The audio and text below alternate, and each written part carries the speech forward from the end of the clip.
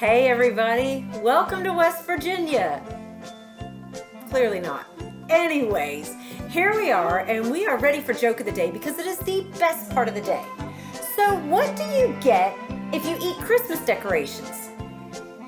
Tinselitis. Okay, so let's just skirt our way over to taking a look at how we deal with statistics. So today what we're going to be looking at is measures of central tendency. So let me slide this around here and get ourselves ready to go with our measures of central tendency. And you can see that this is specific to a specific book, but let me get that out of there because this is not going to be specific to a specific book. Measures of central tendency. Okay, so there are three measures of central tendency. The first one is what we call the mean, and the mean is simply the average of the set of data. So we need to figure out, how do you get an average when you have a set of data?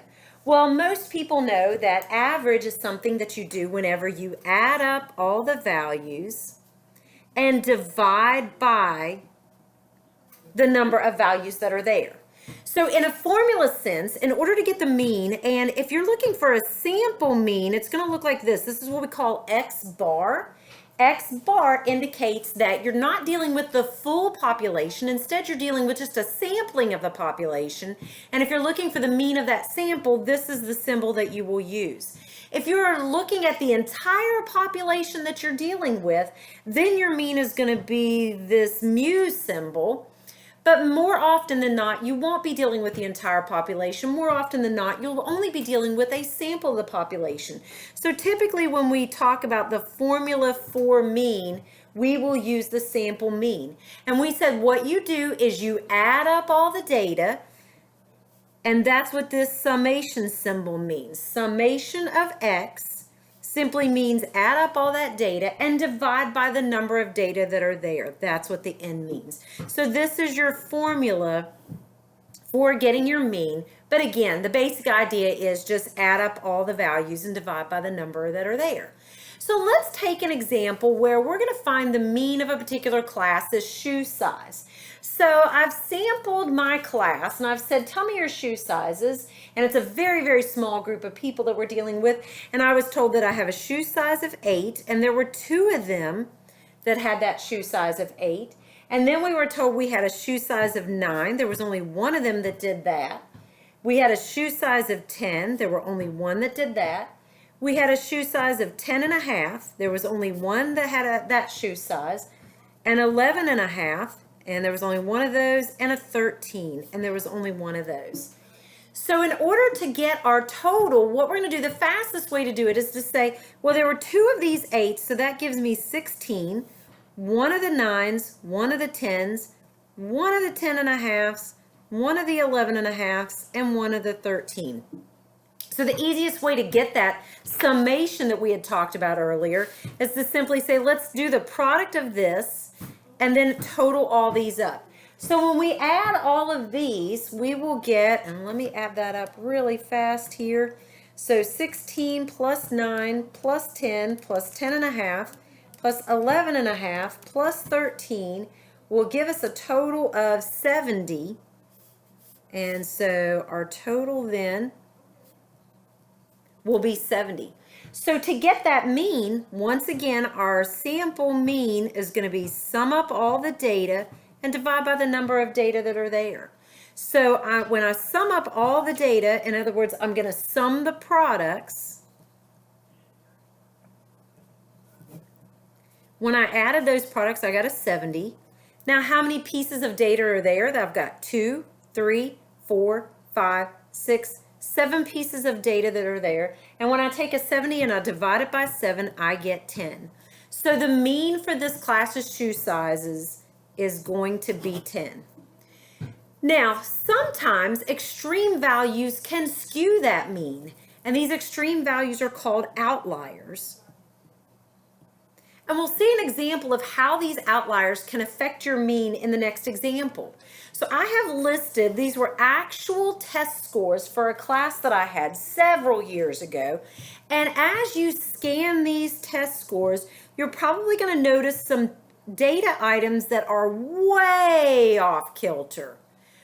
And I'm sure you're jumping on this one right here that is way out of whack. And there's another one that's pretty significantly out of whack, and that's this 23 that's right here. The 6 and the 23 are considered to be outliers for this sample, for this group of data. So we're going to see how this affects our mean. So once again, in order to find that mean, I'm going to sum the data, and I'm going to divide by the number of data that are there. Now, when I total all these test scores, add them all up, I'm going to get a 1,355. How many test scores are there? Well, I've got 2, 4, 6, 8, 10, 12, 14, 16, 18, 20 pieces of data that are there. So when I take my 1,355 and divide it by 20, I get 67.75. And that is the mean for my test scores. Now, remember, this means the average test score is going to be a 67.75. And if I only went with whole number values and I did not do decimals, that would round to about a 68. So now let's take a look at what happens when we throw those outliers out. Because as I look at all this data, I'm thinking, well, 68 really is pretty low for the test scores that I'm seeing. So let's throw those outliers out and see what happens. So now when I compute the new mean, and I sum up all that data and divide by how many are there, I'm going to throw out the 23, throw out the 6. I am now no longer looking at 20 pieces of data. I'm now looking at 18 pieces of data. And if I take my total of 1,355, I take out a 20 and I take out a 6. In other words, I take a 29 out of this. That leaves me with 1,326. Now when I take my 1,326 and divide it by 18, I get 73.67. Gravely different from a 67.75. So that is increasing my average because I threw out those outliers that were dragging down my average. And this rounds to about a 74. Major difference between a test average of 68 and a test average of 74. Because this test average, when I looked at it, I was hopeless. I was so disheartened because I thought, oh my goodness, my students on average, they made a D on the test. And I felt horrible about it.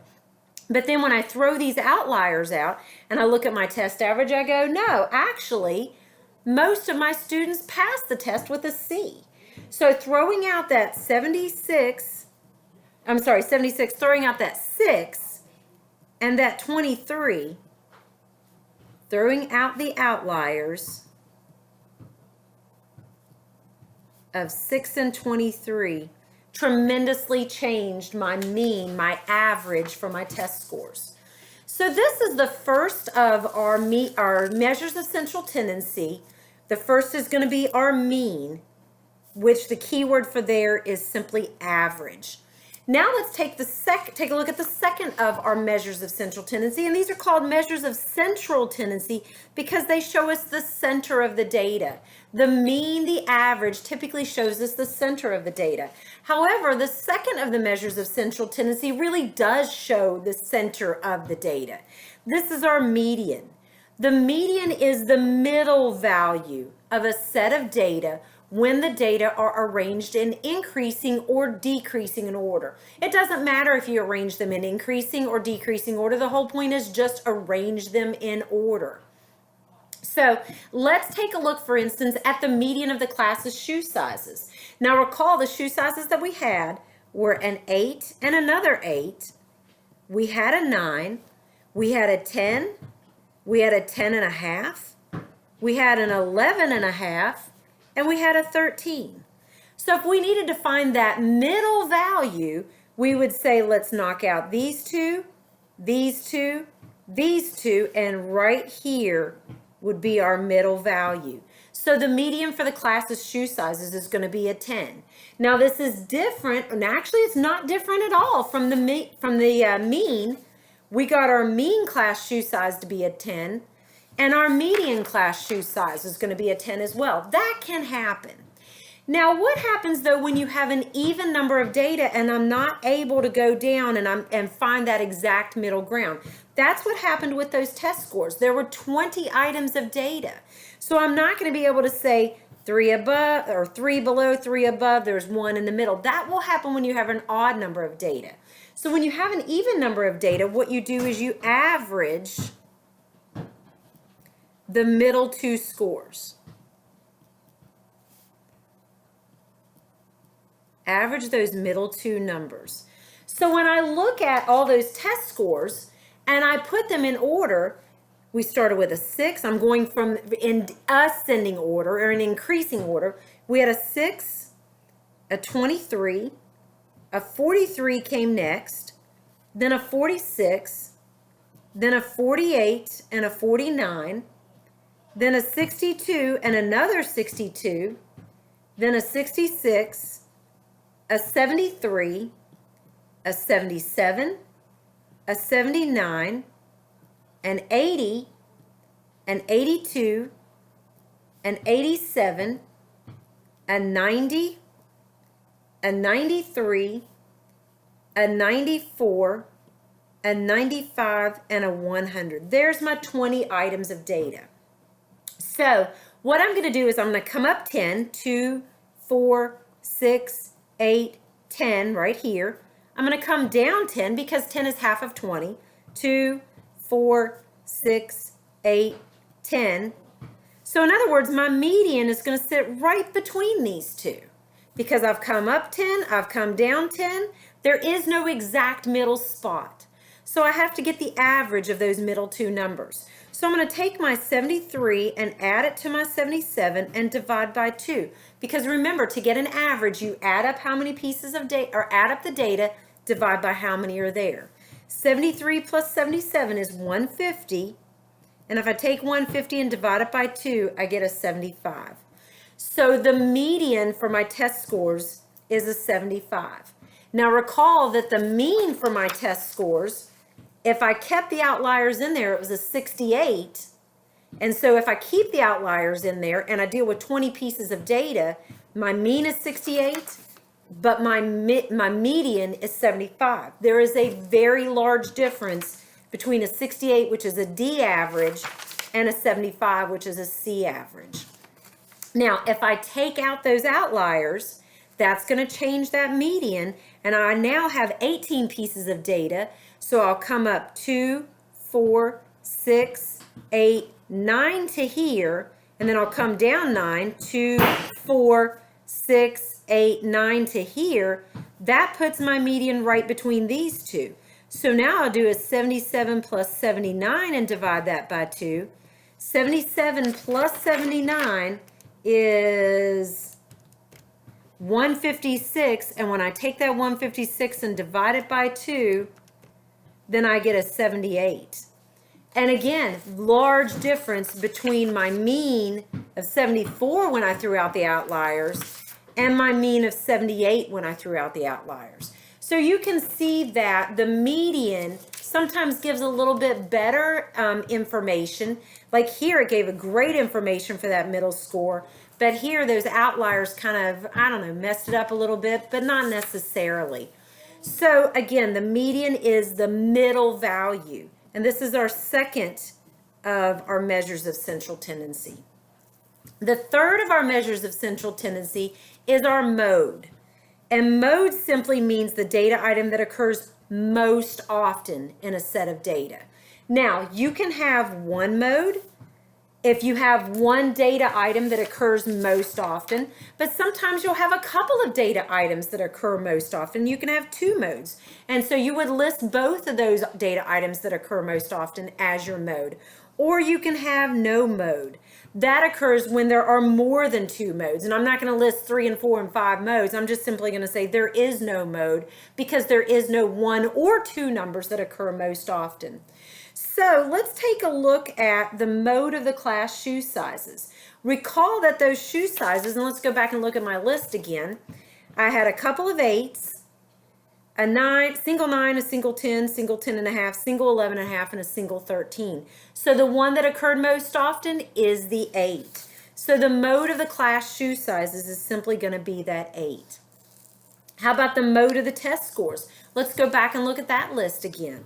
A single 6, 23s listed once, 43 listed once, 46, 48, 49 listed once. Oh, the 62 is listed twice here. 66, 73, 77, 79, 80, 82, 87, 90, 93, 94, 95, and 100 are listed once. So my mode for the test scores is going to be 62 because that data item occurs most often. So these are your 3 measures of central tendency. Let's review those. We've got our mean, which is our average. Here's your key words: mean, average, median, middle, because median kind of sounds like middle, mode, most often, because mode sounds like most. Now, in terms of which one do you use more often, or which one is the most appropriate for that particular set of data? Well, the mean oftentimes is used in things like Olympics, where they'll average up the scores. Say, for instance, if it's a gymnast and they average the scores that are given by the judges, that would be a great example of where you would use the mean as opposed to the median or the mode. Let's take a look at the median idea. Median is a situation where, say, for instance, you wanted to report an average family income or an average cost of a new home. Well, the outliers are really going to mess that information up. So it might be better to get that middle value when you list all the family incomes, or maybe the middle value when you list all the cost of all those new homes. Or say, for instance, a mode. A mode, perhaps, when you're selling items in a store, what item sells the most? Like, for instance, your shoe sizes. So that whenever you order the items that you want to stock in your store, you know what items to purchase the most of in order to turn around and stock your shelves. Now, there is another piece of information that's very important, and it's to be able to list the spread of the data. It does deal with your measures of central tendency, but it does kind of give a picture of how that spread is. And this is what we call a 5-number summary. Your 5-number summary gives five numbers. It lists your minimum value and your maximum value. It lists that median, remember the middle value. And then what happens is it lists the first quartile, your Q1, which is going to be your median of your lower half. And it also lists Q3, which is your third quartile, which is your median of your upper half. Because what happens is when you go from your minimum to your median, that is the lower half of your data. And when you list from your median to your maximum value, that is the upper half of your data. So if you take your lower half and find the median of your lower half, that's your first quartile. When you find the median of the upper half, that is the third quartile. And this is your 5-number summary. That 5-number summary can be represented by what's called a box and whisker plot. The box and whisker plot, what it does is you create a box where in the middle of the box you list your median, and then on the outside of that box you list those quartiles. So you would list your lower quartile here, your upper quartile here, and that's the box, and then you pull off whiskers off of that. And the whiskers here are going to be your minimum value, and then up here will be your maximum value. And this is your box and whisker plot. And so all the data goes from the minimum value to the upper value, and all the data is listed in there, or all the data is summarized in there. So let's take, for example, the 5-number summary for the class's shoe sizes.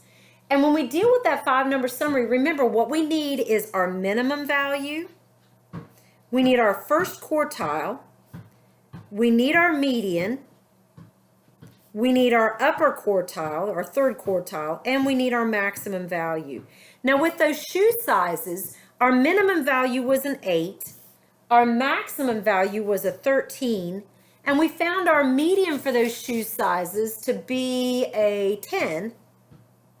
Now we need to get those quartiles. So if we list them in order, 8, 8, 9, 10, 10 and a half, 11 and a half, and 13.